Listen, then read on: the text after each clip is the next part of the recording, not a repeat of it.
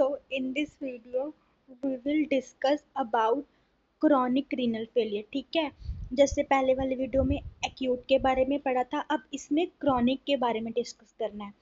तो क्या होती है हमारी क्रॉनिक रीनल फेलियर? ठीक है, जो क्रॉनिक रीनल फेलियर है उसमें क्या होता है कि जो किडनी फेलियर होगा वो क्या होगा, स्लो, प्रोग्रेसिव और इरिवर्सिबल।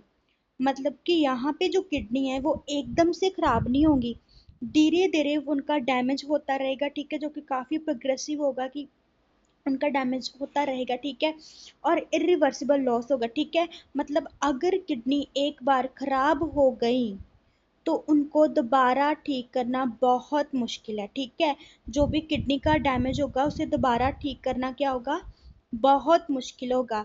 एक्यूट में क्या था, एक्यूट में तो सडन हो रहा था, है ना, एकदम से किडनियाँ क्या है खराब हो रही थी, और रिवर्सिबल था कि किडनी डैमेज हो रहा था लेकिन वो एक टाइम पे आके उसका ठीक होने लगी थी। जैसे पहले ओलिगोयूरिया फेस थी तो डायरेटिक में थोड़ी बहुत जो किडनी है वो होने लगी थी। ठीक ठीक है, बट यहाँ पे क्या हो रहा है, स्लो, प्रोग्रेसिव और इरिवर्सिबल जो किडनी के फंक्शन है वो हो रहे हैं डैमेज। ठीक है, with the GFR means glomerular filtration rate क्या है इसमें, लेस देन और equal to 60 ml per minute for 3 month और लॉन्गर। ठीक है, जो जीएफआर है वो 60 ml हो चुकी है पर मिनट। ठीक है, नॉर्मल हमारी जीएफआर क्या होती है, 125 ml पर मिनट। ठीक है, 1 मिनट में किडनी जो है वो 125 ml जो यूरिन है उसको फिल्टर कर देती है। लेकिन अब क्रॉनिक में क्या हो रहा है कि जो किडनीज हैं वो क्या कर रही हैं, 60 ml या फिर उससे भी कम जो है वो फिल्टर कर रही हैं। और अगर ऐसा 3 मंथ और क्या बोले 3 मंथ और उससे भी ज़्यादा हो रहा है, दैट मीन्स कि पर्सन को क्या हो चुका है, क्रॉनिक किडनी फेलियर हो चुका है। ठीक है, तो क्रॉनिक किडनी की जब भी डेफिनेशन हमने लिखनी है तो उसमें ये जो वर्ड्स है ना इनको हाईलाइट किया हुआ है, ये तो जरूर मतलब हमने बताने की स्लो, प्रोग्रेसिव, स्लो होता है जो भी होता है, प्रोग्रेसिव, इरिवर्सिबल और जीएफआर 60 से कम हो जाती है। ठीक है, दूसरे पॉइंट में क्या बताया गया है, इट अकर्स इन स्टेजेस। ठीक है, तो इसमें क्या होगा, पहले स्टेज में क्या होगा कि जो हमारे 75% फंक्शनिंग नेफ्रॉन थे वो खराब हो जाते। ठीक है, नेफ्रॉन के 75% क्या लॉस हो गए हैं, और जो 25% बचे हैं वो ही 75 का काम कर रहे हैं। तो कितना मुश्किल होगा ना कि 25 पे इतना वर्कलोड बढ़ गया है, क्योंकि 75 तो लॉस हो चुकी हैं। और क्लाइंट क्या सिम्टोमेटिक होने लगता है, उसको सिम्टम्स आने लगते हैं, पूरे सिस्टमेटिक सिम्टम। ठीक है, जो क्रॉनिक है ना किडनी फेलियर उसमें पूरे सिस्टम के जो हैं वो खराब होंगे, सारे के सारे सिस्टम बॉडी के खराब हो जाएंगे, and eventually result in uremic और एंड स्टेज। ठीक है, अब ये यूरेमिक क्या होता है, ठीक है, यहाँ पे लिखे ना इवेंचुअली रिजल्ट इन यूरेमिक और एंड स्टेज, यहाँ पे इन्होंने लिखा हुआ है इवेंचुअली रिजल्ट इन यूरेमिक और एंड स्टेज किडनी डिसीज। ठीक है, जिसमें क्या 90% या फिर 95% क्या है, नेफ्रॉन लॉस हो जाएंगे। ठीक है, पहले स्टेज में क्या था कि 75% हो रहे हैं और सिस्टमेटिक हमें सिम्टम आने लगते हैं, उसमें एंड स्टेज में जब वो यूरेमिक और एंड स्टेज में जा रही है तो उसके 90 to 95% फंक्शन लॉस हो रहे हैं। ठीक है, यूरेमिक स्टेज मतलब होती है कि अब किडनी क्या है वो फिल्टर तो कुछ कर नहीं पा रही, और जितना भी वेस्ट है, ठीक है, यूरेमिक क्या होता है कि जितना भी वेस्ट है वो बॉडी के अंदर ही बिल्डअप कर रहा है, तो इसी को यूरेमिक बोलते हैं। ठीक है, ये दो, एक होता है वर्ड यूरेमिक और एक एजोटेमिया। ठीक है, इनका मतलब सेम ही है, जो यूरेमिक में हो रहा है वो भी एजोटेमिया में भी वही हो रहा है। ठीक है, एक वर्ड क्या होता है, जब हम देखते हैं एक होता है यूरेमिक और एक हमारा होता है एजोटीमिया। ठीक है, इन दोनों में हो क्या रहा है कि जो वेस्ट है ना वो बॉडी में बढ़ रहा है। ठीक है, क्योंकि किडनी तो फिल्टर नहीं कर पा रही तो अब वेस्ट तो बॉडी के अंदर ही रहेगा ना, लेकिन जो एजोटीमिया है वो थोड़ी कम जो है वो सीवियर होती है, वो इतनी सीवियर नहीं होती। लेकिन जो यूरेमिक कंडीशन है वो बहुत लाइफ थ्रेटनिंग कंडीशन है। ठीक है, वो डेंजर है, ये उसकी थोड़ी लेस कॉमन फॉर्म है लेकिन ये बहुत डेंजरस फॉर्म है। क्लियर, तो ये मतलब होता है यूरेमिक का कि जो वेस्ट बॉडी में इकट्ठा हो रहा है। ठीक है, आपको पता है इस वेस्ट के बॉडी में इकट्ठा होने की वजह से पूरे सिस्टम में चेंजेस आते हैं। जो भी आगे सिस्टमेटिक चेंजेस आने हैं वो सिर्फ इस यूरिमिक जो बिल्डअप हो रहा है ना बॉडी के अंदर, सिर्फ इसी की वजह से आने हैं। अब थर्ड पॉइंट में क्या बताया गया है, क्या होगा, hypervolemia can occur because of kidney's inability to excrete sodium and water. ठीक है, किडनी क्या है, अगर तो किडनी की ऐसे अब खराब हो गया, हो सकता है कि किडनी मतलब कुछ एक्सक्रीट आउट ही नहीं करी तो सारा का सारा फ्लूइड बॉडी में अंदर ही बिल्डअप होगा। और हाइपोवोलेमिया की कंडीशन भी हो सकती है कि किडनी कुछ प्रिजर्व ही नहीं कर रही अगर, ठीक है ना, एक में तो होगा अगर किडनी कुछ फिल्टर ही नहीं कर रही, कुछ कर ही नहीं रही तो तब भी होगा, एक में होगा तो वो किस चीज को प्रिजर्व ही नहीं कर रही, उसकी वजह से हाइपोवोलेमिया हो सकता है। ठीक है, और ये जो हमारी किडनी क्रॉनिक किडनी डिजीज है ना, ये बॉडी के पूरे ऑल मेजर बॉडी सिस्टम को खराब करती है एंड मे रिक्वायर डायलिसिस और किडनी ट्रांसप्लांटेशन। ठीक है, तो इसमें हमें डायलिसिस करना पड़ सकता है अगर वेस्ट ऐसे किडनी डैमेज होते जा रही हैं और किडनी मतलब कि ठीक ही नहीं हो रही, तो हमें डायलिसिस करना पड़ेगा, नहीं तो हमें किडनी ट्रांसप्लांट भी करनी पड़ सकती है। ठीक है ना, अब नेक्स्ट आ जाते हैं इसके कॉज। ठीक है, ये तो इसकी इंट्रो वगैरह हो गई, ठीक है, क्या मतलब इसका मेन है। उसके बाद इसमें आएगा इसके कॉजेस के बारे में कि जो क्रॉनिक है किडनी डिसीज वो किस कारणों के कारण होती है। इसमें हमने पहला देखना है एक्यूट। ठीक है, जो एक्यूट किडनी इंजरी है, ठीक है, जिसे हम एक्यूट किडनी फेलियर जहाँ एक्यूट किडनी डिजीज बोलते हैं, एक्यूट किडनी इंजरी भी बोलते हैं, उस उसकी वजह से हमें क्रॉनिक किडनी फेलियर देखने को मिलता है। ठीक है ना, कि अगर हमारी एक्यूट किडनी इंजरी ही मतलब कि रिकवर नहीं हुई या फिर पेशेंट ने अच्छे से ट्रीटमेंट नहीं लिया, ठीक है, तो उसके कारण क्या है वो हमें क्रॉनिक में चेंज हुई दिखेगी। ठीक है, दूसरा कारण हमारा होता है डायबिटीज और मेटाबॉलिक डिसऑर्डर्स। ठीक है, हमें पता है कि जब हम डायबिटिक्स की कॉम्प्लिकेशंस पढ़ते हैं तो उसमें एक होती है नेफ्रोपैथी। ठीक है, कौन सी कॉम्प्लिकेशन आती है, नेफ्रोपैथी। ठीक है, ये क्या करती है कि किडनी के जो ग्लूमेरुल फिल्ट्रेशन करने वाली जो ब्लड वेजल्स है ना, कहीं ना कहीं उनको डैमेज करती है, जहाँ फिर ब्लड वेसल पे ज़्यादा प्रेशर पुट करती है, तो उसकी वजह से जो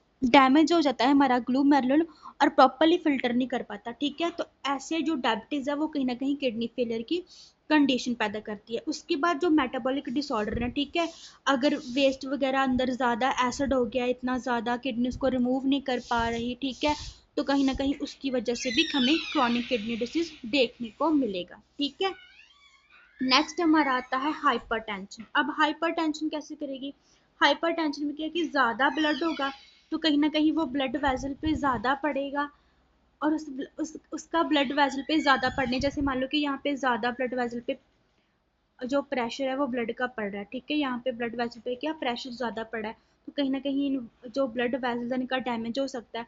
सपोज की ग्लूमेरुलर में ज़्यादा प्रेशर पड़ रहा है तो वो क्या है, जो हमारा ग्लूमेरुली है वो क्या हो सकता है, डैमेज हो सकता है, और उसके कारण भी हमें कहीं ना कहीं किडनी फेलियर देखने को मिलेगा। उसके बाद यूरिनरी ऑब्स्ट्रक्शन। ठीक है, अब देखो अगर यूरिनरी सिस्टम में कहीं में भी ब्लॉकेज हो तो देखो हमें क्या होता है ये कैसे करता है हमारी क्रॉनिक किडनी डिसीज। ठीक है, ये देखो सपोज करो कि जैसे ये तुम्हारा जो भी किडनी का है ना सिस्टम है, ठीक है, अब सपोज कि यहाँ पे कोई ऑब्स्ट्रक्शन है, क्या है यहाँ पे ऑब्स्ट्रक्शन है, ठीक है, अब जो भी वहां से फिल्टर होकर यूरिन आ रहा है वो यहाँ इकट्ठा होता जाएगा। अब ये आगे तो जा नहीं पा रहा क्योंकि यहाँ पे क्या है, ऑब्स्ट्रक्शन है, तो इसने क्या करना है, इसने यहीं पे बिल्डअप होना है। ठीक है ना, यहाँ पे क्या होगा, बिल्डअप होगा, यहाँ पूरा किडनी में पेल्विस में क्या होगा, अब जो पूरा पानी बढ़ गया, ठीक है, और जो यहाँ पे नेफ्रॉन प्रेजेंट है कहीं ना कहीं ये उन पे प्रेशर पुट करेगा और उनको डैमेज कर देगा, और इसकी वजह से भी हमें क्रॉनिक यूरिनरी ऑब्स्ट्रक्शन की वजह से भी हमें क्रॉनिक किडनी डिसीज को देखने को मिलती है। ठीक है, देन रिकरेंट इन्फेक्शन। ठीक है, अगर तुम्हारी किडनी में यूटीआई वगैरह या फिर बार बार इन्फेक्शन हो रही हैं, ठीक है, तो वो भी कहीं ना कहीं नेफ्रॉन को या ग्लूमेरुल को इफेक्ट कर सकती हैं, जिसकी वजह से हमें क्रॉनिक किडनी फेलियर देखने को मिलेगा। ठीक है, उसके बाद रीनल आर्टरी ऑक्लूजन। ठीक है, वजह से कोई रीनल आर्टरी है, ठीक है, उसमें भी कोई ऑब्स्ट्रक्शन है तो प्रॉपरली जो ब्लड है वो किडनी को मिलेगा नहीं, ठीक है, उसके कारण भी किडनियां का डैमेज होगा। देन ऑटोम्यून डिसऑर्डर्स, ठीक है, कुछ ऐसे डिसऑर्डर होते हैं जिसकी वजह से हमारी, जैसे ऑटोम्यून में क्या होता है, जो डिसऑर्डर अपना ही इम्यून सिस्टम अपनी ही बॉडी के खिलाफ हो जाता है, ठीक है। तो इसमें भी कुछ ऐसे डिसऑर्डर हो गए जो किडनी को डैमेज करेंगे, ठीक है, और उसकी वजह से क्या है, हमें क्रॉनिक किडनी डिसीज या फिर क्रॉनिक किडनी फेलियर की कंडीशन देखने को मिलेगी, ठीक है। सो ये जो सात के सात कारण है, ये क्या है, हमें कहीं ना कहीं देखने को मिलते हैं। अगर ये हमारी कहीं ना कहीं हिस्ट्री रही है इनकी, तो हो सकता है कि पर्सन को क्रॉनिक किडनी फेलियर की कंडीशन देखने को मिले, ठीक है। एग्जाम में जब भी कॉजेज लिखोगे तो उसे एक्सप्लेन क्यों और जरूर करना कि ये क्या है, इसकी थोड़ी एक्सप्लेनेशन दूर लिखना, ठीक है। नेक्स्ट क्या है, सिस्टेमेटिक चेंजेस, ठीक है। अब जैसे मैंने बताया था कि इसमें सिस्टेमेटिक चेंजेस आते हैं। जो क्रॉनिक किडनी फेलियर है वो क्या करती है, वो सिस्टेमेटिक चेंजेस को करती है, ठीक है ना। और जो सिस्टेमेटिक चेंजेस हैं वो किसकी वजह से आ रहे थे, मैंने पीछे बताया था, वो आ रहे थे इसकी वजह से, इस यूरिमिक की वजह से, ठीक है। जो भी वेस्ट है वो किडनीज क्या है, रिमूव नहीं कर पा रही, वो बॉडी के अंदर ही कहीं ना कहीं बिल्डअप हो रहा है। और वही जो वेस्ट बॉडी के अंदर बिल्डअप हो रहा है, वही पूरी जो बॉडी है ना, पूरे सिस्टम्स का मतलब, वही मतलब उसको तहस नहस कर रहा है, पूरे सिस्टम को अफेक्ट कर रहा है। अब जैसे पहले हमारे आते हैं यूरिनरी सिस्टम में, ठीक है। अब यूरिनरी सिस्टम में देखो, सारा का सारा वेस्ट तो बॉडी के अंदर है, ठीक है, सारा का सारा वेस्ट क्या है, बॉडी के अंदर। अब जो बाहर यूरिन आएगा वो तो बिल्कुल डाइल्यूटेड आएगा ना, बिल्कुल पानी जैसा वाटर ही आएगा ना, ठीक है, स्ट्रॉ कलर की अपीयरेंस होगी उसकी, डाइल्यूटेड आएगा क्योंकि वेस्ट तो सारा अंदर रह रहा है। और जो भी थोड़ा बहुत यूरिन आ रहा है ना वो डाइल्यूटेड होगा, बिल्कुल पानी जैसा होगा, क्योंकि उसमें कोई वेस्ट ही नहीं है, ठीक है ना। तो वो इतना कॉन्सेंट्रेटेड नहीं होगा, उसमें कॉन्सेंट्रेशन नहीं होगी इतनी, वेस्ट पूरा बॉडी के अंदर ही है, तो वो कैसे होगा, ठीक है। उसके बाद हमें देखने को मिलते हैं हेमेटोलॉजिकली चेंजेस। क्या देखने को मिलते हैं हमें, हेमेटोलॉजिकल चेंजेस। अब हमें जी हेमेटोलॉजिकल चेंजेस क्यों देखने को मिलेंगे, किडनी की जो ये कंडीशन है उसमें हमें हेमेटोलॉजिकल चेंजेस क्यों देखने को मिलेंगे। तो इसमें क्या होगा कि जो भी ब्लड वगैरह है ना, वो कहीं ना कहीं किडनी क्या है, पहले तो थी कि जो ग्लूमेरुली वगैरह थी वो ब्लड वगैरह को फिल्टर नहीं कर पा रही थी। अब जो ग्लूमेरुलर की जो टिनी सी वो छोटी छोटी सी ब्लड वेजल्स होती हैं, कहीं ना कहीं वो ब्लड वेसल डैमेज हो गई हैं, तो वो किसी भी चीज़ को प्रिजर्व नहीं कर पा रही। पहले तो वो ब्लड को मतलब कि नहीं बाहर आने दे रही थी, ठीक है। अब वो ग्लूमेरुलर जो फिल्ट्रेशन है वही डैमेज हो गई है, तो जो भी ये सब चीज़ें हैं ये क्या होंगी, ब्लड भी क्या है बाहर जा सकता है, ठीक है। तो कहीं ना कहीं हमें यूरिन में आरबीसी वगैरह या फिर जो प्रोटीन है वो भी यूरिन में देखने को मिलेगी, क्योंकि किडनी क्या है, अब पहले जो मैंने बताया जैसे कि ग्लूमेरुली था वो रोक रहा था, जिस चीज़ को बाहर जाना है वो बाहर जा रही थी, ठीक है, जो हमें वेस्ट बॉडी में नहीं चाहिए। अब तो कुछ भी जा रहा है क्योंकि वो तो डैमेज हो चुके हैं, तो वो कैसे प्रिजर्व करेंगे, जो लार्ज पार्टिकल है जो आरबीसी वगैरह है वो भी जा रहे हैं यूरिन के थ्रू बाहर, ठीक है। तो हमें कहीं ना कहीं यूरिन में आरबीसी देखने को मिलेगा, ठीक है, प्रोटीन यूरिया देखने को मिलेगी, ठीक है, यूरिन में। सो ये सब चेंजेस हमें देखने को मिलेंगे, ठीक है। अगर और हम चेंजेस की बात करें कि हमें और क्या यूरिनरी सिस्टम में देखने को मिल सकता है, तो जो हमारी स्पेसिफिक ग्रेविटी है, ठीक है, जो स्पेसिफिक ग्रेविटी होगी वो भी डिक्रीज होगी, क्योंकि यूरिन कैसा आ रहा है, डाइल्यूटेड आ रहा है, ठीक है। तो कहीं ना कहीं ये भी हमें डिक्रीज देखने को मिलेगी। नेक्स्ट कौन सी चेंजेस आती हैं, कार्डियोवैस्कुलर सिस्टम में। अब जो कार्डियोवैस्कुलर सिस्टम है उसमें हमें क्या क्या चेंजेस देखने को मिलते हैं। सो देखो, अब बॉडी में क्या है, फ्लूइड पूरा इकट्ठा हो चुका है, ठीक है। जैसे मैंने बताया था कि किडनी जो है वो प्रॉपरली वर्क नहीं कर रही थी, ठीक है, उसकी वजह से जो रास सिस्टम वगैरह एक्टिवेट हो रहा था, ठीक है, डिसफंक्शन हो गया था रास सिस्टम का। ये कॉन्सेप्ट जो है वो एक्यूट रीनल फेलियर में मैंने बताया हुआ है, रास सिस्टम वाला। तब उसकी वजह से देखो, पूरी बॉडी में क्या है, फ्लूइड ओवरलोड हो चुका है। क्या ओवरलोड हो गया पूरी बॉडी में, फ्लूइड, ठीक है। तो कहीं ना कहीं वो हार्ट को भी इफेक्ट करेगा, फ्लूइड पूरी बॉडी में इकट्ठा होने की वजह से कहीं ना कहीं ब्लड वेसल्स में भी ज़्यादा हो गया तो हाइपरटेंशन देखने को मिलेगा, ठीक है। अब अगर ये हाइपरटेंशन हो गया तो हमें पेरिकार्डियल, यहाँ पे प्लूरल नहीं आना, यहाँ पे पेरिकार्डियल आना था, सॉरी, यहाँ पे है पेरिकार्डियल, क्या देखने को मिलेगा, पेरिकार्डियल। यहाँ पे प्लूरल नहीं है, पेरिकार्डियल मीन्स की जो हार्ट की पेरिकार्डियल लेयर है, क्या बोलते हैं उसे हम, हार्ट की पेरिकार्डियल लेयर, इसको हम पेरिकार्डियल लेयर लेयर बोलते हैं, ठीक है। जो हार्ट की पेरिकार्डियल लेयर है, ठीक है, उसकी जो पेरिकार्डियल स्पेस होती है ना, यहाँ पे भी हाइपरटेंशन की वजह से फ्लूइड बिल्डअप हो जाता है, ठीक है। अब इस कॉन्सेप्ट को ना अच्छे से एक बार समझना, देखो, एक मिनट जरा, सपोज करना कि तुम्हारी हार्ट की दो लेयर्स हैं, ठीक है, तो तुम्हारे हार्ट की क्या है, दो लेयर्स हैं,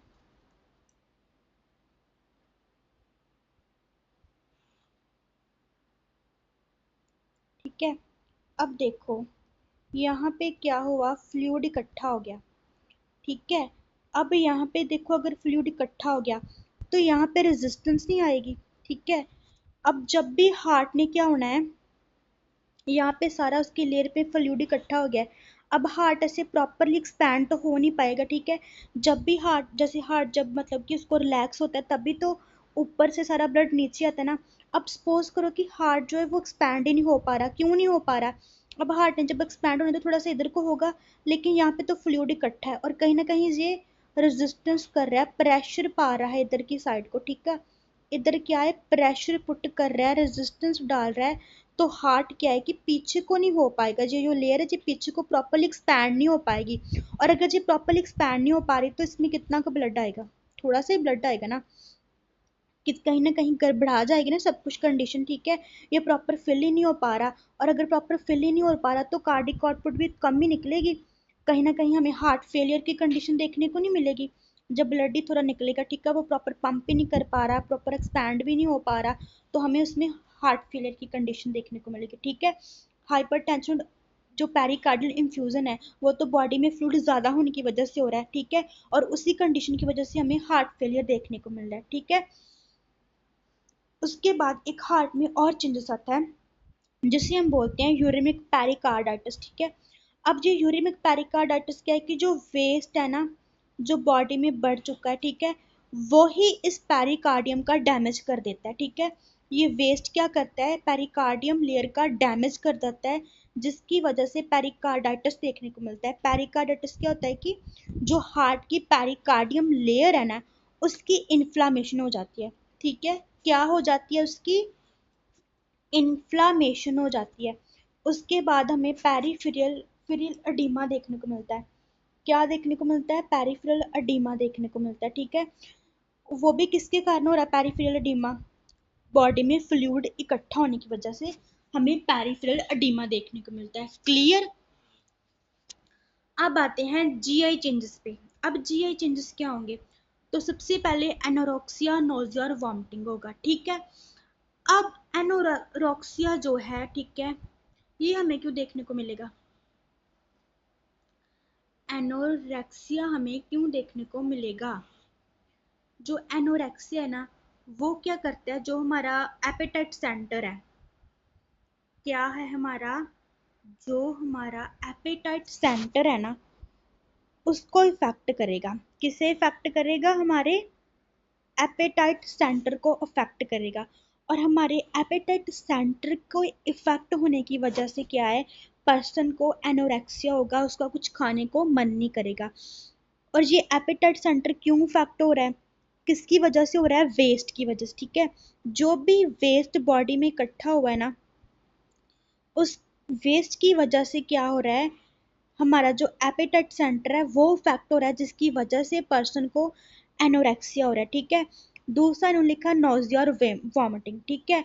अगेन नोजिया और वॉमिटिंग क्यों हो रहा है, कि जो भी वेस्ट बॉडी में बिल्डअप हुआ है, जो भी वेस्ट बॉडी पे बिल्डअप हुआ है, उसकी वजह से जो जीआई है वो इरिटेट हो रही है हमारा, ठीक है। जो जीआई सिस्टम है वो कहीं ना कहीं वो इरिटेट हो रहा है, जिसकी वजह से पर्सन को नोजिया और वॉमिटिंग देखने को मिलता है, ठीक है। नेक्स्ट टर्मिनोलॉजी देखो, यूरिमिक फिटोर। अब ये यूरिमिक फिटोर क्या होता है, देखो ये जो यूरिमिक फिटोर है ना, वो अगेन यूरिमिक वेस्ट की वजह से हो रहा है, ठीक है। ये जो भी यूरिमिक वेस्ट है ना, अब ये यूरिमिक वेस्ट क्या कर रहा है हमारे माउथ में, क्या होगा, जो भी ये यूरिमिक वेस्ट वगैरह ये पूरी बॉडी में इकट्ठा हो चुका है, ठीक है। और जो माउथ में बैक्टीरिया वगैरह होंगे ना, वो पता क्या करेंगे, इस यूरिमिक को ब्रेक डाउन कर देंगे। क्या करेंगे, इस यूरिमिक को क्या करेंगे, ब्रेक डाउन करेंगे।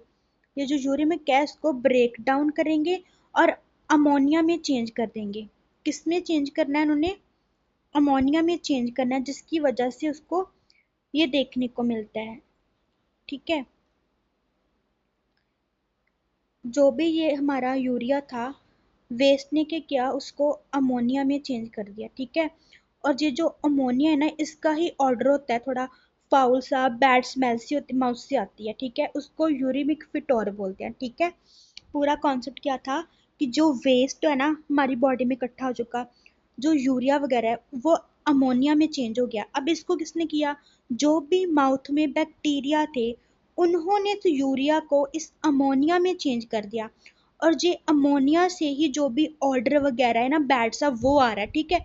इसको एग्जांपल से समझो, देखो अगर पानी इकट्ठा वगैरह कहीं पर हो जाए, ठीक है, जैसे सिंक वगैरह ब्लॉक हो जाए, तो कहीं ना कहीं वहां से स्मेल आने लगती है ना, अगर वो इकट्ठा हुआ पड़ा है एक जगह कोई भी कूड़ा, तो वहां पे अगर हमने उसको नहीं उठाया जहाँ ना, वहीं पे इकट्ठा है काफी दिनों से, तो वहां से स्मेल आने लगती है। तो ये वेस्ट भी तो बॉडी में इकट्ठा हो रहा है ना कहीं, तो उस वेस्ट को क्या किया, जो भी बैक्टीरिया वगैरह थे उन्होंने अमोनिया में बदल दिया। अब उसमें से स्मेल आने लगेगी, तो जब भी पेशेंट बात करेगा उसके जो माउथ है उससे हमें बैड स्मेल देखने को मिलेगी, ठीक है, वो बैड स्मेल आएगी। तो उसी को हम क्या बोलते हैं, यूरिमिक, को क्या बोलते हैं, यूरिमिक फिटोर बोलते हैं, क्लियर। नेक्स्ट हमारा आता है यूरिमिक गैस्ट्राइटिस। क्या आता है, यूरिमिक गैस्ट्राइटिस। अब ये यूरिमिक गैस्ट्राइटिस क्या होता है, यूरिमिक गैस्ट्राइटिस क्या होता है, इसमें हमें जो हमारी अबडामन की लेयर वगैरह है, ठीक है, जो अबडामन की लेयर वगैरह है, ये यूरिमिक वेस्ट क्या करता है, उसको कहीं ना कहीं इफेक्ट करता है, ठीक है। गैस्ट्राइटिस होता है कि जो हमारी स्टमक की जो भी म्यूकोजा लेयर है उसकी इन्फ्लामेशन हो जाना। तो अगर वो इस वेस्ट के कारण हमारे जो स्टमक है उसकी जो लेयर्स हैं, अगर इस यूरिमिक वेस्ट के कारण वो इन्फ्लामेशन हो रही है, तो उसको हम क्या बोलेंगे, यूरिमिक गैस्ट्राइटिस बोलेंगे। क्या बोलेंगे, यूरिमिक गैस्ट्राइटिस, क्लियर। अब इसके बाद हम देखेंगे रेस्पिरेटरी सिस्टम के चेंजेस, ठीक है। तो रेस्पिरेटरी सिस्टम में क्या होता है, क्रैकल्स होती हैं। अब ये क्रैकल्स क्यों होंगी, अगेन फ्लूइड ज़्यादा होने की वजह से, ठीक है। बॉडी में क्या होगा कि जो लंग्स वगैरह है हमारे, ठीक है, जो हमारे लंग्स वगैरह हैं उनमें क्या होगा कि फ्लूइड इकट्ठा हो जाएगा, जिसकी वजह से जब पेशेंट सांस लेगा तो वहां से वो फ्लूइड इकट्ठा होने की वजह से एक साउंड सी सुनने को मिलेगी, उसको हम क्रैकल्स बोलते हैं। उसके बाद होता है खुशमल रेस्पिरेशन, ठीक है। अब ये क्या होती है, इसमें जो पर्सन ना वो काफ़ी लेबर्ड और डीप ब्रीथ करता है, ठीक है, काफ़ी जल्दी जल्दी लेबर्ड और डीप ब्रीथ करेगा, क्योंकि जो एक्सेस कार्बन डाइऑक्साइड है ना वो इकट्ठी होगी, है ना, तो कहीं ना कहीं उसको एलिमिनेट करने के लिए बॉडी क्या कंपनसेट करना स्टार्ट कर देती है, कि जो बॉडी में एसिडोसिस हो चुका है, जो कार्बन डाइऑक्साइड बॉडी में मतलब कि सब कुछ बिल्डअप हो चुका है ना, तो कहीं ना कहीं बॉडी क्या है, जो एसिडोसिस मतलब इकट्ठा हो गया है, तो बॉडी उसको कंपनसेट करने के लिए क्या है, पर्सन को क्या होगा, वो बहुत डीप और लेबर्ड ब्रीथ करेगा, ठीक है, उसको बोलते हैं खुशमल रेस्पिरेशन, ठीक है। ये क्यों करेगा कि जो कार्बन डाइऑक्साइड है ना कहीं वो बॉडी से कम हो जाए, क्योंकि एसिडोसिस हो चुका है, तो बॉडी को कंपनसेट करना है कि मुझे जो अपनी बॉडी है वहां से कार्बन डाइऑक्साइड को क्या एलिमिनेट करना है, तो कहीं ना कहीं उसमें हमें खुशमल रेस्पिरेशन देखने को मिलती है। उसके बाद शॉर्टनेस ऑफ ब्रीथ भी देखने को मिलेगी, ठीक है, पर्सन को कहीं ना कहीं फ्लूइड इकट्ठा होने की वजह से लंग में शॉर्टनेस ऑफ ब्रीथ देखने को मिल सकती है। देन उसे पल्मोनरी एडिमा होगा, अगेन उसी के कारण, किसके कारण, कि जो भी फ्लूइड वगैरह इकट्ठा हो गया लंग्स में, ठीक है, तो वहाँ पे पल्मोनरी एडिमा देखने को मिलेगा। देन प्लूरल इन्फ्यूजन, जो लंग्स की लेयर्स होती हैं, ठीक है, जो लंग्स की क्या लेयर्स होती हैं, उनकी जो प्लूरल कैविटी होती है ना वहाँ पे भी फ्लूइड जो इकट्ठा होता है उसको प्लूरल इन्फ्यूजन बोलते हैं। जैसे हार्ट में पेरिकार्डियल इन्फ्यूजन हो रहा था, वैसे लंग में प्लूरल इन्फ्यूजन होगा। देन यूरिमिक निमोनिया, ठीक है, अगेन उस वेस्ट की वजह से अगर जो लंग हमारे लंग्स हैं वो इफेक्ट हो रहे हैं, तो उसे क्या हम बोलेंगे, यूरिमिक निमोनिया। क्या बोलेंगे, यूरिमिक निमोनिया, क्लियर। तो यहाँ पे हमें ये रेस्पिरेटरी सिस्टम के चेंजेस देखने को मिलेंगे, ठीक है। अब नेक्स्ट देखो नर्वस सिस्टम। अब नर्वस सिस्टम को कैसे इफेक्ट करेगा ये क्रॉनिक रीनल फेलियर। देखो जो भी वेस्ट इकट्ठा हुआ पड़ा है ना बॉडी में, अगर वो हमारे ब्लड ब्रेन बैरियर को क्रॉस कर गया ना, किसे क्रॉस कर गया, हमारे ब्लड ब्रेन बैरियर को, अगर वो यूरिमिक वेस्ट क्रॉस करके हमारे ब्रेन में चला गया, तो उसकी वजह से ये सारे हमें न्यूरोलॉजिकल चेंजेस देखने को मिलेंगे पेशेंट में। उसमें एस्ट्रेक्सिया होगा, मीन्स एस्ट्रेक्सिया मीन्स पर्सन को ट्रेमर देखने को मिलेंगे, उसके हाथ जैसे कांपते हैं ना वैसे ट्रेमर देखने को मिलेंगे। कंफ्यूज होगा पेशेंट, ठीक है, कोमा में हो सकता है, सीजर्स आ सकते हैं, उसकी स्पीच थोड़ी स्लर्ड होगी, उसमें चेंजेस देखने को मिलेंगे। देन ट्रेमर, ट्विचिंग और जर्की मूवमेंट, ठीक है। और इन सब का रीजन बिल सिर्फ एक ही है कि अगर वो वेस्ट ब्लड ब्रेन बैरियर को क्रॉस कर गया तो हमें ये न्यूरोलॉजिकल कॉम्प्लिकेशन देखने को मिलेंगी। नेक्स्ट देखो इंटेगुमेंटल सिस्टम। अब स्किन में कौन कौन से चेंजेस आएंगे, तो और जो भी वेस्ट है उसके इकट्ठा होने की वजह से, एक तो वेस्ट के इकट्ठा होने की वजह से, दूसरा इलेक्ट्रोलाइट के इम्बैलेंस की वजह से पर्सन की स्किन क्या ड्राई स्किन रहेगी, ठीक है। उसके बाद प्यूराइटिस, ठीक है, प्यूराइटिस भी इसी के कारण की जो स्किन वगैरह है, देखो इससे पहले देखो यूजुअली में एक फ्रोस्ट है ना, मतलब कि जो भी वो वेस्ट है, जो भी वेस्ट है बॉडी में, वो क्या है बॉडी के अंदर ही स्किन में डिपॉजिट होगा। कहाँ डिपॉजिट होगा, स्किन में डिपॉजिट होगा। उसके कारण स्किन में ईचिंग होगी, एक तो प्यूराइटिस मीन्स की ईचिंग देखने को मिलेगी, और उसी को हम यूरिमिक फ्रोस्ट भी बोलते हैं, कि जो भी वेस्ट है जब वो स्किन में डिपॉजिट हो जाता है, उस क्रिस्टलाइजेशन जो होती है उसकी, और वो स्किन में डिपॉजिट हो जाता है, उसको हम यूरिमिक फ्रोस्ट बोलते हैं, ठीक है। देन यहाँ पे एक्मोसिस और प्यूरपुरा, ठीक है, ये एक तरह की मतलब कि ब्लीडिंग टेंडेंसी होती है कि जो ब्लीडिंग वगैरह हो जाती है। एक्मोसिस लार्ज ब्लीडिंग को इंडिकेट करता है, और पूरा थोड़ी पिन पॉइंट वगैरह अगर स्किन पे आ रहे हैं, हमें दिखने को मिल रहे हैं रेड रेड से, तो कहीं ना कहीं वो इंडिकेट करते हैं कि टिनी वेजल वगैरह जो वो रप्चर हो चुकी हैं। ये सब प्लेटलेट डिसफंक्शन की वजह से हो सकता है, ठीक है। देन सॉफ्ट टिश्यू कैल्सिफिकेशन, ठीक है, बोन से जो है वो कैल्शियम लॉस होने लगेगी, ठीक है, क्योंकि फास्फोरस भी बढ़ा हुआ है, कैल्शियम कम है, तो उसकी वजह से कहीं ना कहीं बोन से जो कैल्शियम का लॉस हो रहा है उसको बोलेंगे, ठीक है, वो टिश्यू वगैरह में जाकर हो जाएगी जहाँ ब्लड में, ठीक है। उसके बाद येलो कलर, जो हमारी स्किन का कलर है वो हमें येलो ग्रे और पैलर देखने को मिलेगा, ठीक है। और ये सब चेंजेस जो है हमें स्किन में देखने को मिलेंगे अगर किसी पर्सन को क्रॉनिक रीनल फेलियर है। क्लियर। नेक्स्ट आता है हमारा मस्कुलोस्केलेटल सिस्टम।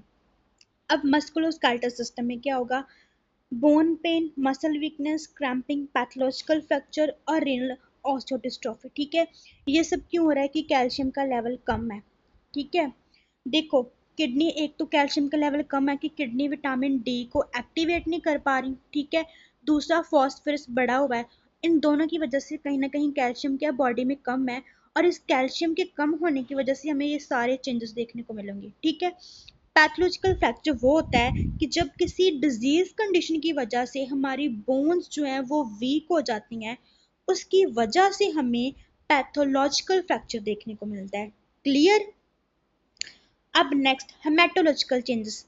अब अनीमिया का क्या काम है क्रॉनिक रीनल फेलियर में, अनीमिया का क्या रिलेशन आ गया, तो किडनीज क्या होती हैं, एक एरिथ्रोपोइटिन नाम का क्या करती हैं, हार्मोन सिक्रीट करती हैं। कौन सा, एरिथ्रोपोइटिन, एरिथ्रोपोइटिन नाम का एक एरिथ्रोपोइटिन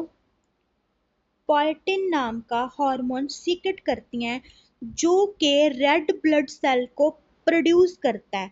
अब किडनियां तो खराब है, मतलब कि ये जो एरिथ्रोपोइटिन है वो प्रोड्यूस नहीं होगा, और अगर ये प्रोड्यूस नहीं होगा तो कहीं ना कहीं हमें अनीमिया देखने को मिलेगा, ठीक है। दूसरा जो वेस्ट है बॉडी में, ठीक है, जो वेस्ट है वो प्लेटलेट जो है उनका डिसफंक्शन करेंगे, ठीक है, वो प्लेटलेट को इफेक्ट करेंगे, जिसकी वजह से ब्लीडिंग वगैरह देखने को मिल सकती है, ठीक है। अब उसके बाद नेक्स्ट क्या है, रिप्रोडक्टिव सिस्टम। रिप्रोडक्टिव सिस्टम में चेंजेस क्यों देखने को मिलेंगे, कि कहीं ना कहीं जो वेस्ट वगैरह है उसकी वजह से जहाँ फिर हार्मोन इम्बैलेंस हो जाता है, ठीक है, क्या हो जाता है, हार्मोन इम्बैलेंस होने की वजह से हमें ये रिप्रोडक्टिव चेंजेस देखने को मिलेंगे, ठीक है। जिसमें क्या होगा, डिक्रीज फर्टिलिटी होगी, लिपिडो डिक्रीज होगी, इम्पोर्टेंसी होगी, मेंसेस वगैरह जो है वो डिस्टर्ब हो सकते हैं, ठीक है। सो ये सब जो है हमारे सिस्टमेटिक चेंजेस क्या है हमें देखने को मिलेंगे due to chronic renal failure, ठीक है। अब ये तो यहाँ तक फर्स्ट पार्ट हो गया, ठीक है। इसके नेक्स्ट पार्ट में हमने इनके डायग्नोस देखेंगे, इसका मैनेजमेंट देखेंगे, और दूसरा जो भी जे किडनी की वजह से जो भी कॉम्प्लिकेशंस आ रही है ना, और साथ में उनका मैनेजमेंट भी, जो भी कॉम्प्लिकेशन आ रही है उसका साथ में मैनेजमेंट होगा कि उसको हमने कैसे डील करना है, ठीक है। वो नेक्स्ट वीडियो में होगा। इसमें सब बस इतना ही